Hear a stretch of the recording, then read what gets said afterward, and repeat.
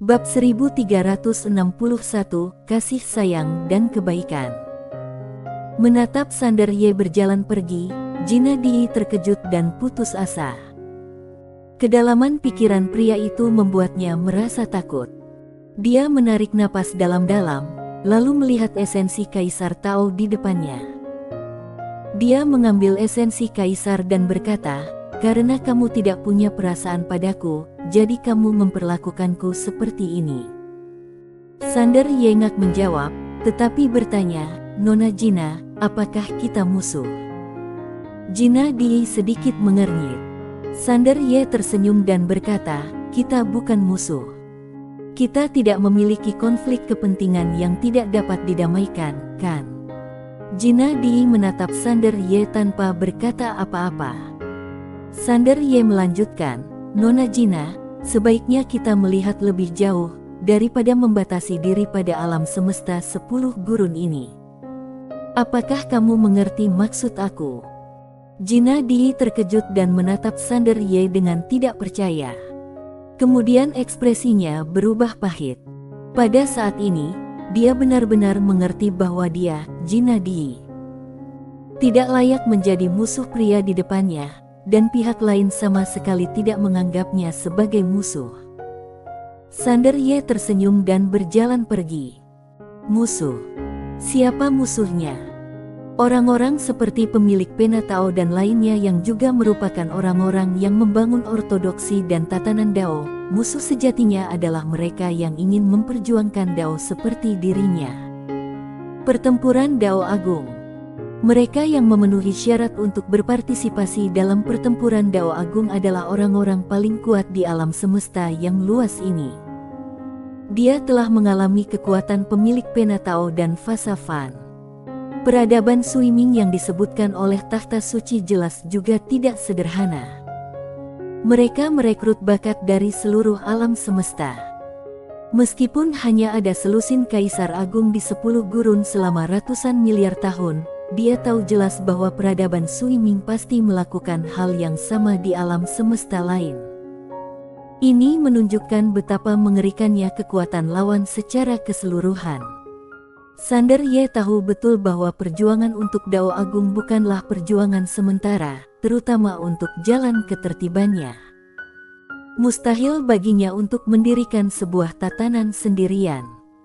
Jika ia ingin menyempurnakan tatanannya dan membiarkan tatanannya memberi manfaat bagi lebih banyak alam semesta, ia harus memiliki lebih banyak kader.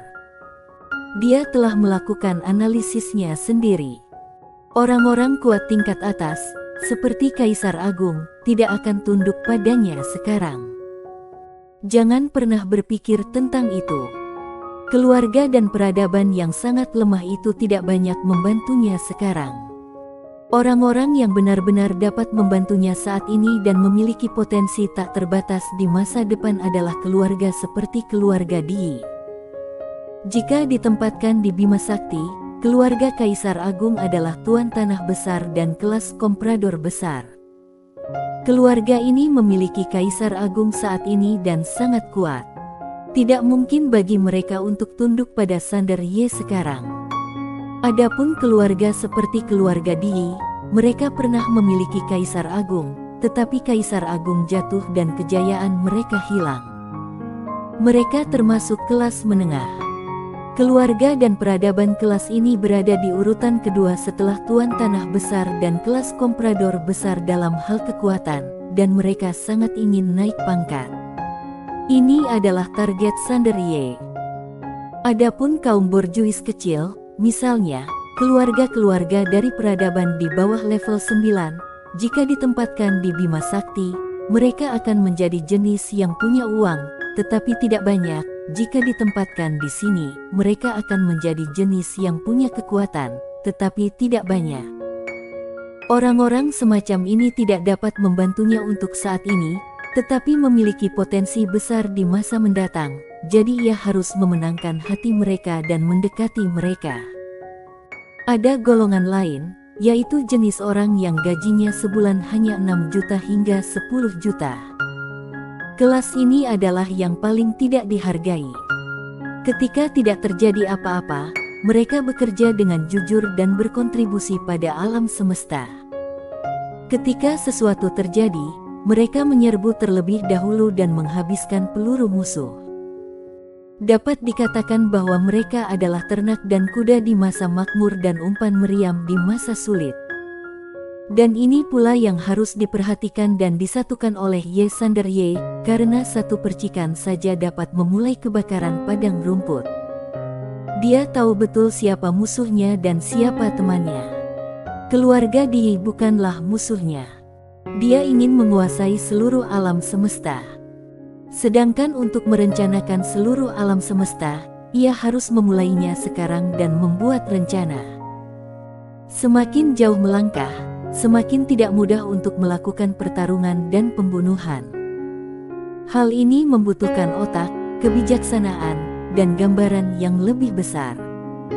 Jina Di menatap Sander Ye di depannya. Pada saat ini, hatinya sangat terkejut, karena dia menemukan bahwa dia tidak hanya meremehkan kekuatan Sander Ye, tetapi juga ambisinya. Dia berencana untuk menjadi kaisar. Tapi dia menargetkan seluruh alam semesta. Memikirkan hal ini, sedikit nada mengejek muncul di bibir Jina Di. Sejak awal, dia tidak berada pada level yang sama dengan pria di depannya, baik dari segi kekuatan maupun visi. Dia menatap esensi Kaisar Tao di tangannya. Dia terkejut karena energi yang terkandung di dalamnya benar-benar di luar imajinasinya.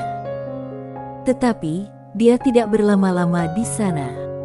Sebaliknya, dia menyimpannya dan mengikuti Sander Ye di kejauhan. Kaisar Agung. Visinya bisa sedikit lebih besar. Jina Di berjalan di belakang Sander Ye, matanya tertuju pada Sander Ye. Sander Ye mengenakan jubah berwarna awan, ikat pinggang hitam di pinggangnya, dan tubuhnya tegap. Meskipun dia kultivator pedang, dia tidak merasakan sedikit pun ketajaman. Sebaliknya, dia sangat anggun dan tampan, seperti seorang sarjana tampan. Orang macam apa dia? Sedikit rasa ingin tahu muncul di hati Jina Di. Tak lama kemudian, mereka berdua tiba di depan aula. Aula ini juga terbuat dari perunggu. Aula itu sangat megah. Dua pilar perunggu besar berdiri di depan pintu masuk aula, beberapa monster aneh diukir di atasnya. Monster-monster itu memiliki bentuk aneh dan wajah yang ganas, dan mereka ingin memakan orang. Sander Ye membawa Jina Di ke aula. Aula itu kosong dan sunyi, jadi suara langkah kaki terdengar jelas. Sander Ye melihat patung perunggu yang disebutkan oleh tahta suci sekilas. Dia berjalan ke depan patung perunggu itu dan melihat ke kaki patung itu. Ada sebuah rune aneh di sana. Dia berjongkok dan diam-diam melafalkan mantra yang diajarkan oleh tahta suci kepadanya. Setelah beberapa saat, rune itu tiba-tiba bergetar sedikit, dan kemudian sebuah kotak perunggu yang indah perlahan melayang ke atas. Sander Ye membuka kotak itu, di dalamnya terdapat 9 prajurit perunggu. Tingkat semi kaisar. Senyum muncul di bibir Sander Ye. Jelas bahwa 9 jenderal perunggu ini bukanlah makhluk biasa. Tentu saja, dia memikirkan lebih banyak lagi. 9 jenderal perunggu ini bukanlah orang sungguhan, tetapi semacam boneka. Tetapi, menurut deskripsi tahta suci, mereka hampir tak terkalahkan di bawah Kaisar Agung. Dengan kata lain, fakta bahwa peradaban Sui Ming dapat menciptakan hal seperti itu sudah cukup untuk menunjukkan betapa mengerikannya mereka. Jika mereka menciptakan boneka secara grosir, tak heran mereka hanya memperhatikan Kaisar Agung. Sander Ye menyimpan kotak perunggu itu, lalu berjalan ke belakang patung perunggu itu. Ada juga sebuah rune di bagian belakang.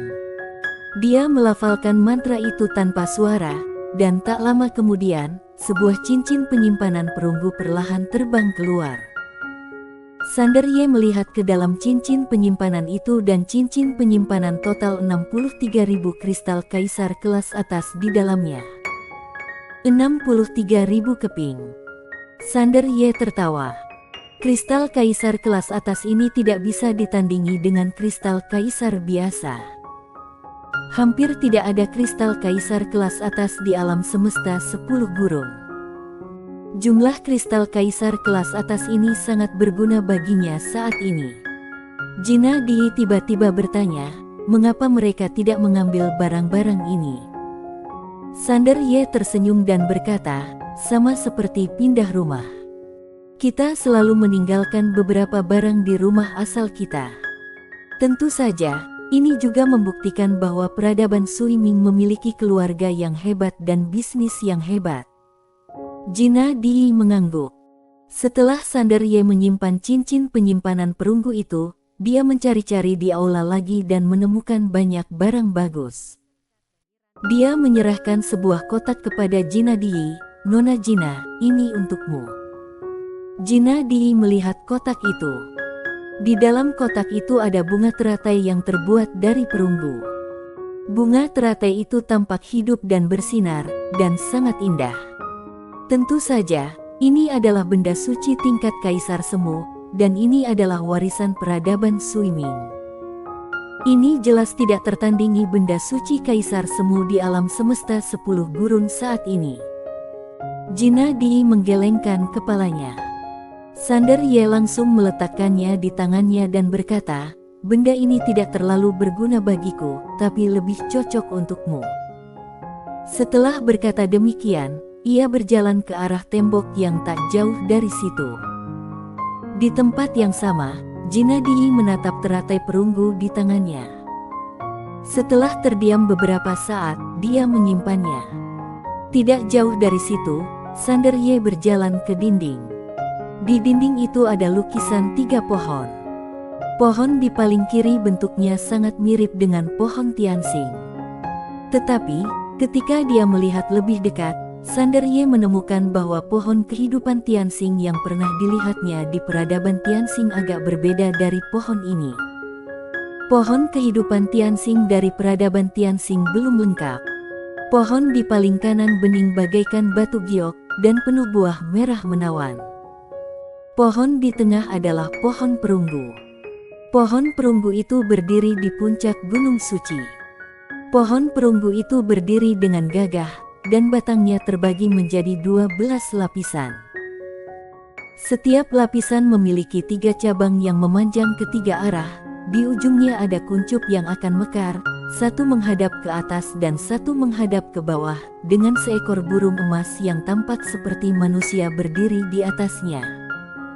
Di atas batang pohon, seekor naga perunggu raksasa melilit akarnya, tampak sangat megah. Di bawah 3 pohon itu, tak terhitung banyaknya orang yang bersujud menyembah. Sander Ye memandang ketiga pohon itu dan berpikir keras. Dia sekarang 100% yakin bahwa pohon kehidupan Tianxing dari peradaban Tianxing berasal dari peradaban Sui Ming. Sepertinya ini adalah sebab dan akibat yang lain. Sander Ye menggelengkan kepalanya dan tersenyum. Tampaknya banyak hal telah diatur dalam kegelapan. Kebetulan. Mungkin tidak. Mungkinkah itu karena Destri dan keberuntungannya telah hilang? Sejak Destri bibinya menghilang, dia merasa bahwa dia hanya terlibat dalam permainan ini atau permainan itu. Sander Ye menenangkan pikirannya, menatap Jina Di sampingnya, dan berkata sambil tersenyum, ayo pergi. Jina Di mengangguk. Setelah keduanya meninggalkan aula perunggu, mereka kembali ke takhta suci. Sander Ye melihat ke arah takhta suci dan berkata sambil tersenyum, kami telah memperoleh banyak manfaat, terima kasih. Kamu akan meremehkan hal-hal biasa, jadi anggap saja ini sebagai bantuan dari kamu. Takhta suci bergetar dan berkata, aku tidak menginginkan utang bantuan. Apakah itu tidak apa-apa? Sander Ye berkata dengan tegas, tidak, aku bukan tipe orang yang tahu membalas budi. Begini saja, aku berutang budi padamu, dan aku pasti akan membalas budimu di masa depan. Takhta suci terdiam. Utang budi. Kakak, Cepat atau lambat kamu akan bertarung dengan peradaban Sui Ming, kamu berutang budi padaku. Apa yang terjadi? Tetapi dia tidak berani menolak. Pedang yang dipegang orang ini begitu mengerikan hingga dia tidak sempat melarikan diri. Sander Ye menepuk tahta suci dan berkata sambil tersenyum, aku ingin bertanya padamu tentang seseorang. Tahta suci bertanya, siapa? Sander Ye berkata, Cinta Pei. Persetan. Tahta suci bergetar hebat dan jatuh ke belakang. Sander Ye bersambung.